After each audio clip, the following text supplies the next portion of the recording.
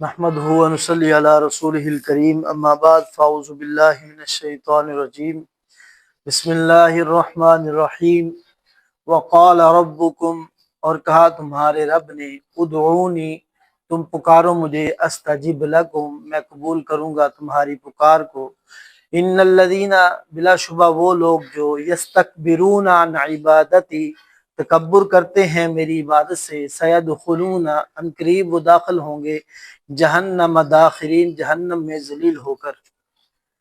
اللہ رب العالمین نے اس سے پیچھے اپنی توحید کی بات کی اور ان لوگوں کے بارے میں ذکر فرمایا کہ وہ لوگ جو ایمان لائے اور اعمال صالح کرتے رہے، وہ ان لوگوں سے کبھی بھی برابر نہیں ہو سکتے کہ جو اللہ کے دین سے دور ہیں، جو اللہ تعالیٰ کی عبادت سے دور ہیں۔ البتہ جو نیک لوگ ہیں ان کا مقام دوسرے لوگ کبھی بھی نہیں پا سکتے۔ جیسے ایک اندھے اور دیکھنے والے میں فرق ہے، دیکھنے والے کا اپنا مقام ہے، اندھا معذور ہے، ویسے ہی جو اللہ کے دین پر چلتا ہے، اللہ کے دین کی بات کو سمجھتا ہے، نماز کو پڑھتا ہے، وہ عام لوگوں کے برابر کبھی بھی نہیں ہو سکتا۔ اب اللہ رب العالمین اگلی بات یہ ذکر فرما رہے ہیں کہ اے لوگو، تم مجھے پکارو، میں تمہاری پکار کو سنتا ہوں۔ جو میرے قریبی بندے ہیں، جو میری نماز ادا کرتے ہیں، جو عبادت کرتے ہیں، میں ان کی پکار کو سنتا ہوں، تو ان کی دعاؤں کو سنتا ہوں۔ دعائیں سننے والی ذات صرف اللہ رب العالمین کی ہے، اور دعا یہ بھی ایک عبادت ہے۔ فرمایا ان الذین یستکبرون عن عبادتی، پیچھے دعا کا ذکر کیا، فرمایا وہ لوگ جو تکبر کرتے ہیں اللہ کی عبادت یعنی دعا کرنے سے، وہی جہنم میں داخل کیے جائیں گے۔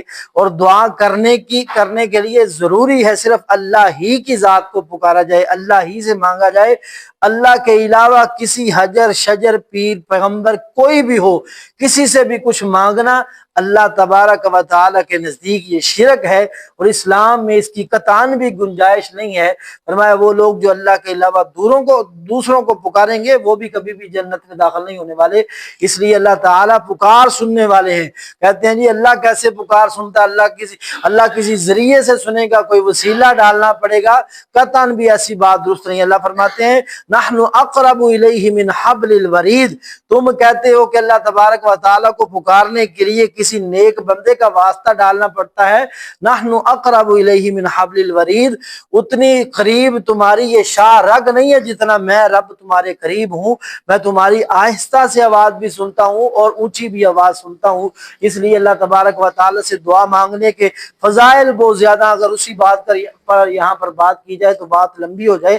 البتہ اللہ رب العالمین کے نبی پاک علیہ الصلوۃ والسلام نے فرمایا کہ الدعاء مخ العبادہ، دعا عبادت کا مغز ہے۔ دعا اللہ رب العالمین کو بڑی ہی پسند ہے، بلکہ بعض احادیث میں آتا ہے کہ نبی علیہ الصلوۃ والسلام نے فرمایا اگر بندے اللہ سے مانگنا چھوڑ دیں تو اللہ رب العالمین ان لوگوں کو تباہ و برباد کر دے، ان لوگوں کو لے کر آئے جو اللہ سے مانگے، اللہ سے دعا کریں، اللہ تبارک و تعالیٰ سے التجا کریں۔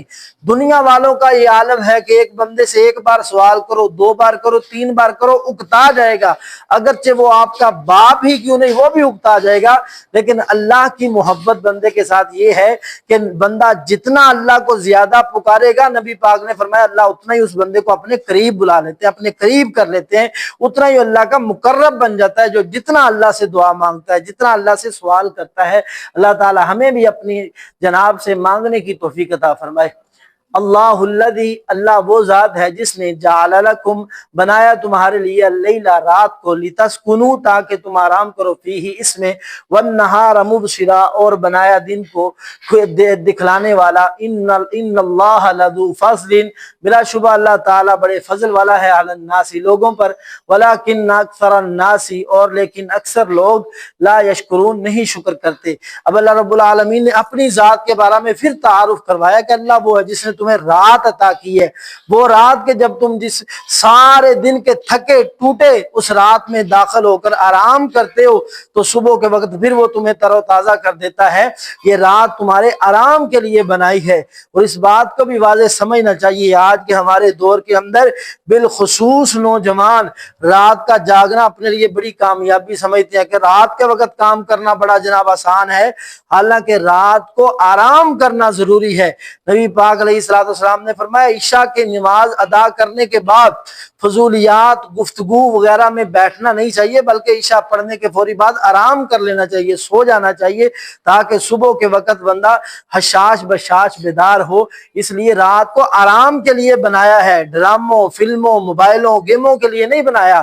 اللہ رب العالمین نے رات کو آپ کے سونے کے لیے بنایا ہے، دن کو بنایا ہے آپ کے کام کاج کے لیے، آپ کی تعلیم کے لیے۔ اس لیے اپنے تمام معاملات میں زندگی کو اس اصول کے مطابق گزارنا چاہیے جو قرآن نے بتایا ہے، اور جو بندہ اس دور میں قرآن کے مطابق اپنی زندگی کو بنا لے گا، ہر طرح کا سکون اللہ تعالیٰ اس کا مقدر بنا دے گا، کیونکہ اللہ رب العالمین نے واضح فرمایا اللہ تو فضل کرتے ہیں۔ کبھی بھی نہیں ہو سکتا کہ آپ چاہیں تو جناب اپنی زندگی اپنی مرضی کے مطابق گزاریں اور آپ بڑی آرام کی زندگی گزاریں، نہیں، اللہ فضل کرنے والے ہیں۔ اس فضل سے ہمیں اس کے دین کے مطابق اگر زندگی گزاریں گے تو ہماری زندگی آرام دہ ہوگی، لیکن ہمیں اس بات کو سمجھنا چاہیے، عمل کرنا چاہیے۔ اللہ ہمیں عمل کی توفیق عطا فرمائے۔